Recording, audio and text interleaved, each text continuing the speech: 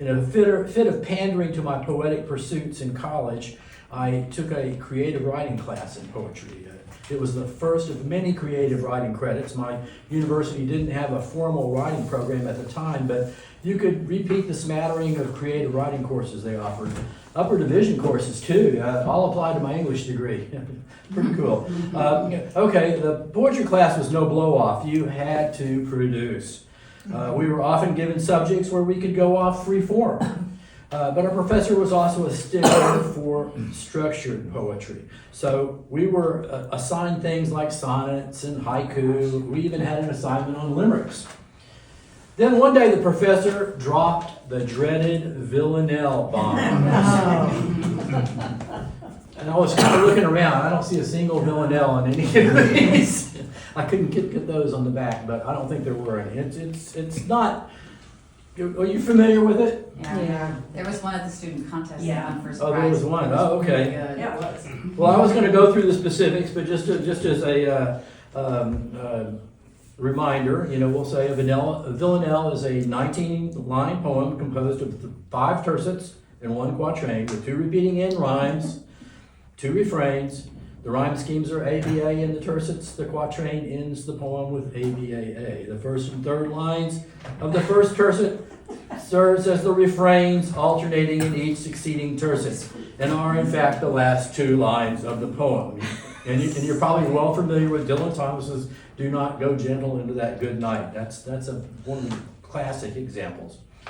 I thought, can't be too hard, right? You get the first bit, you've already written almost half the poem.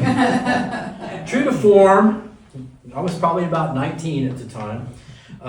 Procrastination took over, and the night before the villanelle was due, I sat down to work on it. I had nothing. 10 o'clock became 11.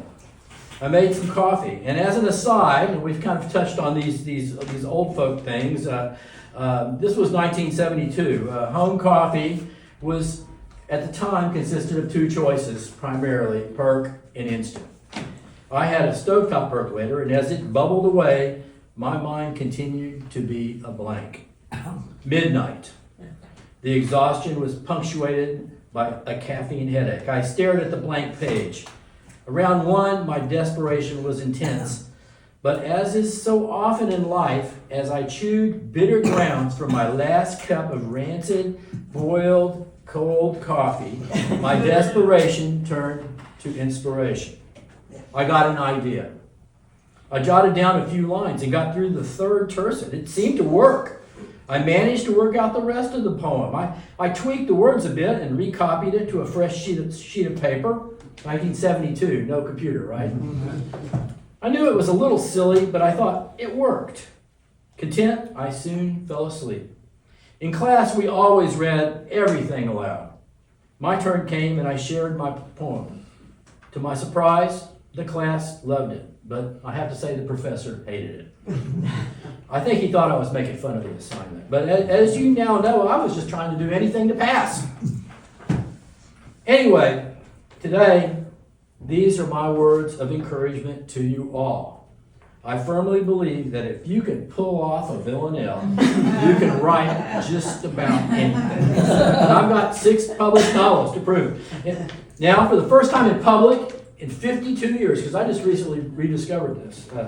It's been in my mind, but I just recently discovered it. So the first time in public in 52 years, I'm going to share that villanelle with you. And it's very raw, because it was like 19. Okay? But this is just the way I wrote it then. An ode to bad coffee. Oh, bitter venom of the early morn, I look to you in my time of need. Your juice I drink, but for you I scorn. Each break of day I am easily reborn, as from the bowels of dread machine I need that bitter venom of the early morn. Your devil's hand guides my life forlorn. My day would sleep without your early deed. Your juice I drink, but for you I scorn. To make a life without your cup so worn, I try to find a way against your seed, that bitter venom of the early morn. Because of you my tired heart gets torn, struck by your blight, you accursed weed. Your juice I drink, but for you I scorn. Continue that. to which you were first born, wake the mind that upon you feeds, O bitter venom of the early morn. Your juice I drink, but for you I scorn.